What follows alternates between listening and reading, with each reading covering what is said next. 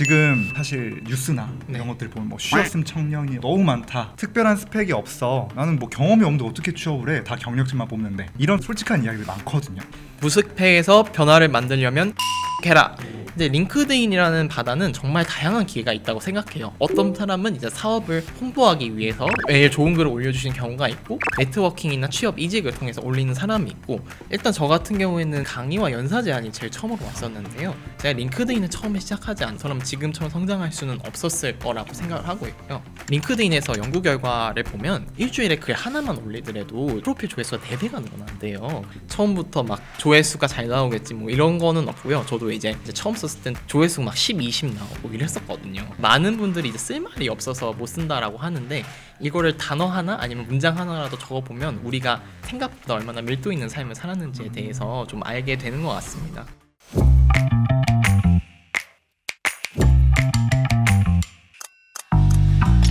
만약 여러분이 특별한 경험도 스펙도 없는 사회 초년생 혹은 취준생이라면 앞으로의 커리어를 어떻게 설계해 나가고 싶으신가요? 아마 상상만 해도 막막하실 것 같습니다. 오늘 모신 분은 이 고민을 99% 해결해 주실 분입니다. 링크드인 하나로 팔로워 2만 명을 모으고 이직과 강연 그리고 책 출간까지 참 다양한 기회를 만들어 오신 분인데요. 바로 변재일 작가님을 모셨습니다. 오늘 대화를 통해 무스펙인 사람이 어떻게 커리어를 초고속으로 성장시킬 수 있는지 그 비밀을 파헤쳐 보도록 하겠습니다. 작가님 반갑습니다. 네, 반갑습니다. 네, 안녕하세요. 링크드인 인플루언서이자 된다 링크드인을 출판한 작가 변재일이라고 합니다. 네, 현재 본업은 자이스 비전에서 세일즈 앤 마케팅 어소시에이트로 영업과 마케팅을 연결하는 일을 하고 있고요. 그전에는 SAP의 스튜던트 트레이닝 앤 로테이션 프로그램으로 1년 6개월 동안 일하면서 다양한 경험을 했습니다. 현재 링크드인에서는 파비콘 리더이자 파트너로 일을 하고 있으며 팔로워는 2만 명, 연간 최대 조회수 130만 회를 기록하였습니다. 그러면 이렇게 링크드인을 운영을 하시면서 딱 처음 왔던 기회가 어떤 건지 궁금해요. 일단 저 같은 경우에는 이 강의와 연사 제안이 제일 처음으로 왔었는데요. 2024년 3월에 마이온 컴퍼니 류태섭 대표님 제안으로 나다움 컨테스트라는 게 있었어요. 거기서 이제 SAP 인턴십 하면서 배운 거에 대해서 발표를 했고요. 2달 뒤에 세계 경영연구원이라는 곳이 있었어요. 그래서 링크드인 쓰는 법에 대해서 약 20분, 15분씩 짧게 발표를 했었던 기억이 납니다. 제가 원래 어렸을 때 꿈꿨던 이 스피커라는 꿈이 있었는데, 그리고 사실 책 내는 것도 제 꿈이었거든요. 그래서 뭔가 버킷리스트를 빠르게 이룰 수 있었던 것 같아요. 링크드인에 글을 쓰시기 시작한 지 2023년쯤이라고 들었습니다. 맞습니다. 나도 링크드인 해야겠다라고 결심하신 어떤 계기가 있을까요? 네, 일단은 정확히 말씀드리자면 가입하고 프로필을 만든 시기하고 글을 쓴 시기로 2번 정도 나눠서 이야기하고 있습니다. 2023년 1월이었는데 큐리어시티 프로젝트 팀이라는 이제 외국계 전용 멘토링 단체가 있었어요. 거기서 글로벌로 일하고 싶다면 무조건 링크드인 해야 된다라고 해서 2달 동안 겨울방학을 이용해서 프로필을 만들었습니다. 그러고 나서 처음에는 눈팅하고 글 달고 약간 이런 식으로 활동을 하고 있었는데, 그래서 저는 원래 글 쓰는 거 너무 좋아했는데 대학생 때는 학업이랑 솔직히 취업에만 해도 너무 바쁘잖아요. 그래서 제가 정말 좋아하고 하고 싶었던 거를 억누르고 있었구나, 그냥 안 봐도 한번 써보자 라고 해서 2023년 7월에 이제 쓰게 됐고, 벌써 이제 3년을 향해서 가고 있는 것 같습니다. 일단 링크드인을 택한 이유는 저는 블루오션이라고 생각해서 택을 했고요. 일단 아무래도 제가 들어갔을 당시에 링크드인에서 글을 쓰는 사람들을 보면 대부분 30대 후반에서 40대 초반이 많더라고요. 아무래도 어느 정도 경력이 있고 전문성이 있으니까 20대 중반에서 30대 초반이 그렇게 글을 많이 쓰진 않는 것 같습니다. 근데 여기서 역설적으로 20대 중반에서 30대 초반이 거의 50% 이상 링크드인 사용자란 말이에요. 그래서 쓰는 사람하고 보는 사람하고 층이 달랐던 거죠. 근데 이제 그러다 보니까 20대의 목소리라든가 이런 인사이트를 만들 수 있는 사람은 잘 없었는데, 제가 그 부분을 잘 노려서 새로운 기회로 연결이 된 것 같다고 생각합니다. 그럼 이렇게 이제 2년, 3년 꾸준히 멘탈이 흔들려도 글을 쓰고 하는 이 습관을 지켜준 제일님의 루틴이나 이런 것들이 있었을까요?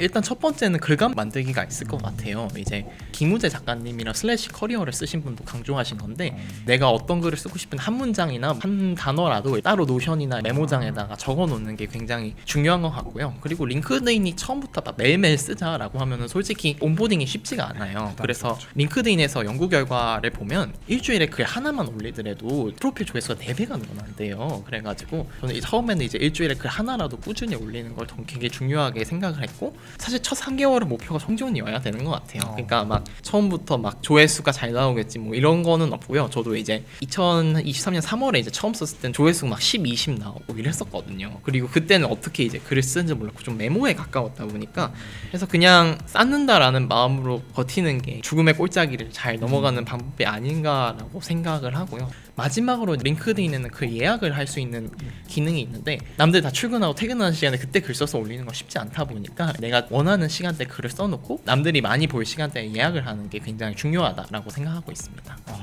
이렇게 매일 글을 쓰고 뭔가 떠올려야 되는 이 크리에이티브 일을 하다 보면 솔직히 네. 안 떠오를 때 있잖아요. 이럴 땐 주로 어떻게 하시나요?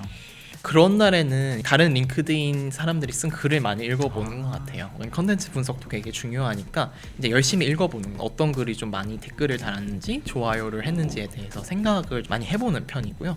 그래도 기억이 안 난다면 예전 글을 조금 재활용할 수 있는 방안을 생각을 해보려고 해요. 왜냐면은 맨날 새로운 걸 생각할 수 없잖아요, 사람이. 그러니까 제가 예전에 이제 팔로워서 적었을 때 올렸던 글이더라도 지금 또 포텐셜이 있다고 생각하면 그거를 완전히 똑같이는 아니라도 어떻게 재구성해서 또 좋은 인사이트를 줄 수 있을까?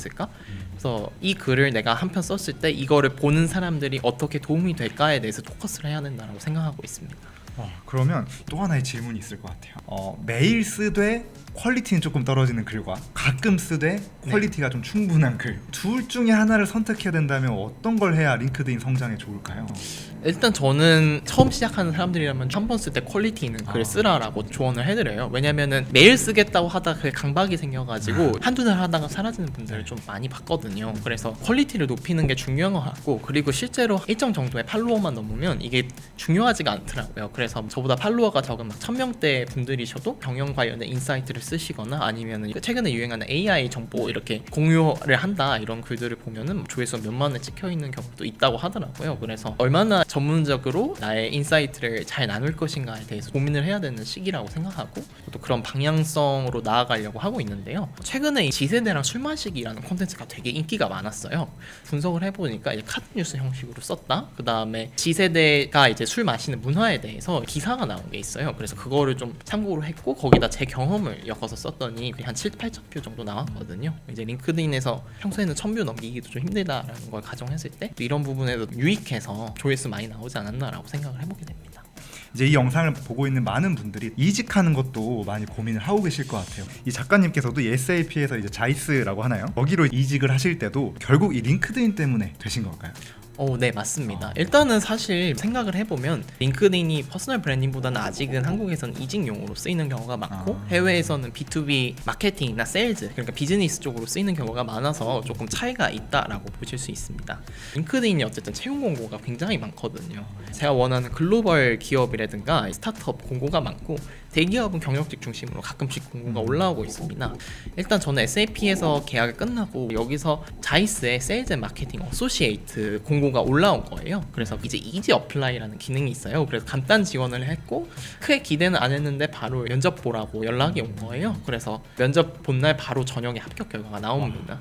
이직을 할 때 링크드인 이렇게 활용해보면 좋다라는 팁들을 좀 나눠주시면 좋겠습니다. 네, 일단은 링크드인의 헤드라인 오픈투워크라는 기능이 있는데 그 오픈투워크를 공개적으로 띄우지 말고 그 리크루터한테만 노출시키는 기능이 있어요. 그래서 오픈투워크를 리크루터한테만 노출시킬 수 있게 해보는 게 일단은 굉장히 중요할 것 같고, 그 다음에 두 번째로는 링크드인의 다이렉트 메시지라고 해서 메시지를 보낼 수 있는 기능이 있으니까 HR이나 아니면은 리크루터들한테 나 취업하고 싶다라고 이렇게 문자를 보내는 방법, 그리고 채용 공고를 통해서 직접 지원하기, 그 다음에 내가 가고 싶은 회사의 현직자한테 뭐 커피챗을 요청을 한다든가 이런 식으로 굉장히 다양하게 활용할 수 있습니다. 이 링크드인에 대해서 조금 더 실무적으로 여쭤보고 싶습니다. 그래서 커리어를 성장시키기 위해서 링크드인을 접하신 분들이 어느 정도의 로드맵만 작가님께서 짜주시면 시작하기 편하실 것 같아요. 일단은 처음에는 프로필을 만드는 게 제일 중요해요. 왜냐면 아무리 내가 글을 잘 쓴다 하더라도 프로필이 애매하면 노출이 잘 안 되기 때문에 경력사항, 그 다음에 한 줄 소개, 자기소개 등을 먼저 등록을 하고 시간이 날 때마다 다른 것도 많이 채울수록 링크드인이 그 사람의 프로필에 신뢰가 갈 수 있는 걸로 판단을 한단 말이에요. 그래서 왜 중요하냐면 검색 키워드 같은 거거든요. 그러니까 예를 들면 현두님 같은 경우에는 지금 팀장이잖아요. 그러니까 팀 리드라고 거기다 써놨다라고 가정을 할게요. 그러면 팀 리드를 검색하면 현두님이 나올 수 있는 확률이 있는 거죠. 이제 그 다음에 이게 완료되고 나면 이제 일촌 신청을 해야겠죠. 그래서 제가 일촌 신청을 설명할 때 일촌이 클수록 내 연못이 넓어진다라고 표현을 해요. 왜냐면은 글을 올리더라도 이게 1촌, 2촌, 3촌으로 촌수가 멀어질 때마다 글이 쫙 퍼져나가는 파도타기 형태이기 때문에 내가 아무리 인사이트가 좋고 해도 이제 1촌이 너무 적으면 이게 퍼지기가 힘들기 때문에 최소 150명, 500명 정도 1촌 신청을 먼저 하라고 합니다. 네, 그리고 1촌을 할 때 아무나 하는 게 아니라 내가 일하고 싶은 분야의 사람들이랑 1촌을 맺으면 제일 좋겠죠. 그러니까 금융권이면 이제 금융권 사람들, 해외로 많이 나가고 싶으면 해외 사람들이랑 적극적으로 1촌을 맺어야 돼요. 왜냐면은 1촌이 누구냐에 따라서 또 노출 정도도 굉장히 달라지더라고요. 뭐 내가 한국에 포커스를 한다면 한국 사람들한테만 1촌 신청하면 되겠고, 글로벌로 생각이 있으면 70%에서 80% 정도 해외 사람들 1촌 신청한 다음에 그 사람들이 보기 편한 시간에 영어로 글을 써서 올려야겠죠. 그렇게 해서 어느 정도 연못이 모이면 일주일에 한 번 정도 이렇게 글을 쓰는데, 잡상이처럼 갑자기 이거 사세요 이러진 않잖아요. 그러니까 내가 왜 이런 길을 걸어왔는지에 대해서 설명을 한 다음에 이제 일주일에 한 번씩 글을 쓰되, 만약에 제가 지금 옛날로 돌아간다면 분야를 정해서 글을 쓸 것 같아요. 내가 이거는 좀 전문적으로 얘기해 볼 수 있다, 내가 이 스토리는 최소 4번 이상 연재할 수 있는 거를 일주일에 한 번 정도 잡아서 이렇게 쭉 연재를 해보다가 이러면 그때 조금씩 확장해 나가는 방향으로 쓰는 거가 좋은 방향 아닐까. 네, 왜냐면은 저처럼 많이 쓰면 좋긴 한데 그게 단계가 있다고 저도 생각을 하기 때문에. 그리고 정구철 대표님이라고 이제 헤드헌터 분이 계신데, 최근에 이직의 정석 이런 책을 내셨는데 거기도 보면 모든 사람이 다 글을 써야 되는 건 아니라고 하시더라고요. 실제로 링크드인에도 포스팅 올리는 사람은 전체 10억 명 중 1%밖에 되지 않을 정도라고 하는데요. 그래서 처음부터 모든 사람한테 글을 다 쓰라는 거는 또 부담이 될 수 있겠구나라는 걸 저도 깨달아서 이제 이런 식으로 로드맵을 제안하게 되었습니다. 저희가 뭐 회사에서도 이제 KPI라고 하죠. 명확한 숫자와 이런 기준을 주고 너가 일 잘한다 못한다를 평가를 해주시는데, 내가 지금 링크드인을 제대로 하고 있는 거야 라는 그런 어떤 지표가 있을까요? 저는 댓글도 되게 중요한 KPI가 될 수 있다라고 생각을 해요. 곰곰이 생각을 해보니까 사실 링크드인 좋아요를 누르지만 진짜 댓글을 남겨줬다라는 거는 저는 정말로 감사한 일이라고 생각하거든요. 왜냐면은 그만큼 내 글을 관심 있게 가져주고 그 다음에 읽어주니까 댓글을 달린 사람들을 저는 더 기억을 하게 되더라고요. 그러니까 좋아요는 사실 누구나 누를 수 있지만 또 댓글은 그거보다 더 시간을 가지게 해주기 때문에 감사하다고 생각하고, 약간 링크드인 알고리즘 상에 이제 참여도 점수라는 게 있는데 그런 것도 댓글을 단 걸 더 높게 치더라고요, 좋아요보다. 그래서 댓글을 좀 받아보는 걸 목표로 하는 것도 좋지 않을까라는 생각이 듭니다. 일단은 지금 사실 뉴스나 네. 이런 것들 보면 뭐 쉬었음 청년이 너무 많다.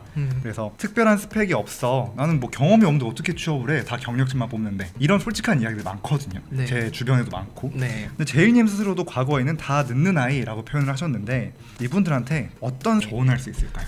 무스펙에서 변화를 만들려면 기록해라라고 말할 수 있을 것 같습니다. 기록해라.